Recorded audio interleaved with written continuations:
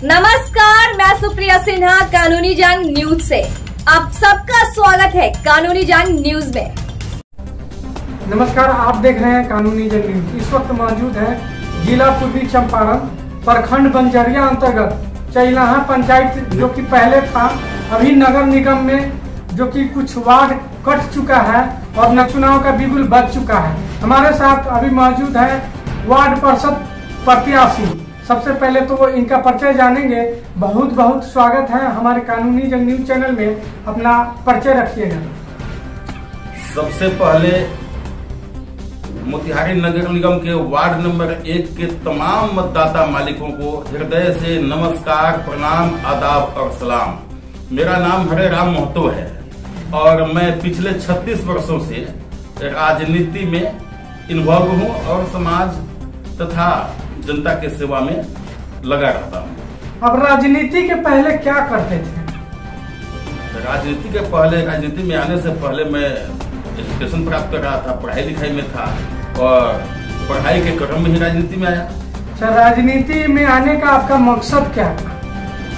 राजनीति में आने का जो मकसद होता है, आमतौर पर राजनीति एक ऐसा सीढ़ी है और ऐसा ताला है जिससे लोगों का भाग और भविष्य बनता है। अब चूंकि हमसे आप पूछ रहे हैं क्षेत्रीय राजनीति, तो उस समय जो हम राजनीति में है वो हमारा मुद्दा था देश में जो तमाम गरीबी, अशिक्षा, भूखमरी, बदहाली, कंगाली व्याप्त था और मैं भी उसी समाज से, उसी कम्युनिटी अर्थात वर्ग से आता था जिस वर्ग के अधिकांश लोग, ये मैं कहूं कि 95% लोग अपने जीवन जीने के जद्दोजहद में रहते थे, जिससे मेरा हृदय झकझोरा और मेरे मन में एक आंदोलन उठा और तब से मैं राजनीति में आया कि इसके प्रति आवाज उठाया जाए, एक आवाज बन सकूं ताकि लोगों का हक अधिकार मिले और जो देश में समाज में पूंजीवाद हावी है उससे निजात मिल सके। अभी आपके वार्ड में क्या आपको कमी दिखी कि आप चुनाव में आए? 1947 से आज तक एक लंबे अरसे के बाद भी गिनाना मुश्किल है कि वार्ड में कितनी कमियां हैं। आज तक सही से सड़क, हमारे वार्ड में एक यहाँ बाबू टोला है संकट ढाबा के बगल में, वहां से एक टोला, बहुत पुराना टोला बसा हुआ है, गरीब लोगों का टोला है। वहां आज भी पानी बरस जाए तो आपकी बाइक कहाँ स्लिप होगा, पैदल आपका पैर कहाँ चला जाएगा, कहा नहीं जा सकता है।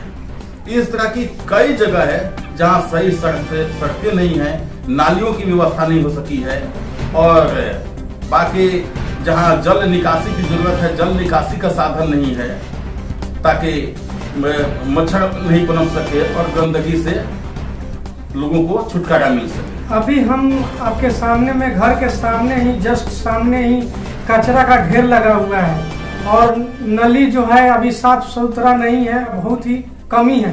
इसके बारे में आप क्या कहना चाहते हैं? यह नाली भी हमने 2010 में बनवाया था, लंबी नाली है, लेकिन वही साफ सफाई के अभाव में फिर भी ये सुचारू रूप से चलती, उसमें आप पानी कहीं नहीं देखोगे कि रुका हुआ हो, पानी हमेशा चलती रहती है। अब आबादी जो है उसके किनारे बसा हुआ है तो थोड़ा असावधानी से या इसको साफ करने के लिए कहीं से कोई, अब नगर निगम में आया है तब होगा, इसके पहले कोई व्यवस्था नहीं था जिसकी वजह से ऐसा बना हुआ है।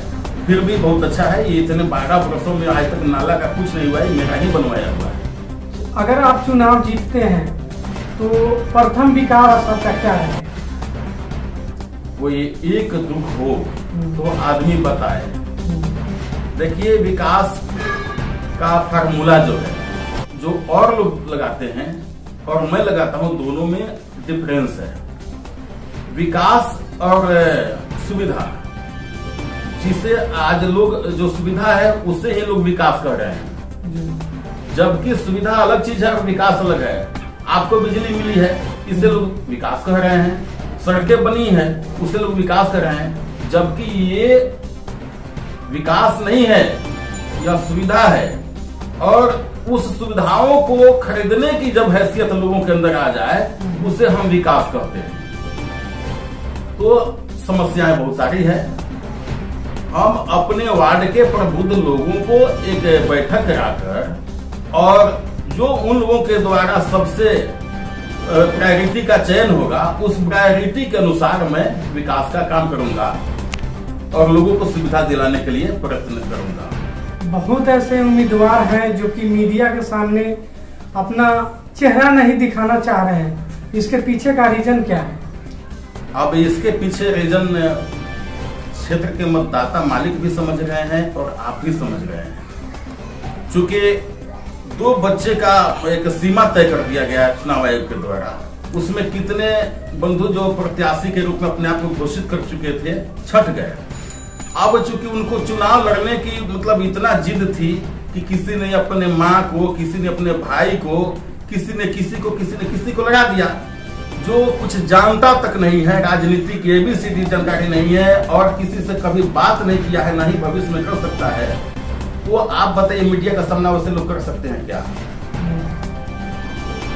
आपके वार्ड में अभी भ्रमण किए हैं तो लोगों से पता चला है कि चुनाव का जलवा दिख रहा है। ये तो मतदाताओं की मेहरबानी और कृपा मेरे ऊपर है कि मुझे लोग उस योग्य समझकर और क्षेत्र में मेरे प्रति लोगों का काफी रुझान दिख रहा है, जैसा कि आप बता रहे हैं। मैं तो मतदाताओं पर और ऊपर वाले पर भरोसा करके चुनाव लड़ रहा हूं और अपने कर्म कर्तव्यों के प्रति हमेशा ईमानदारी और वफादारी से काम करने के प्रति खुद को बुलंद रखा हूं और समर्पण भाव से पूरी तरह सजग हूं। अभी महापर्व हिंदू का दुर्गा पूजा चल रहा है, तो इसके उपलक्ष्य में आप अपने वार्ड वासियों को क्या शुभकामना देना चाह रहे हैं? मैं माता दुर्गा जगदम्बा से प्रार्थना करता हूं कि हमारे वार्ड सहित देश दुनिया के तमाम सृष्टि की रक्षा उनके द्वारा हो और आपसी भाईचारा हो।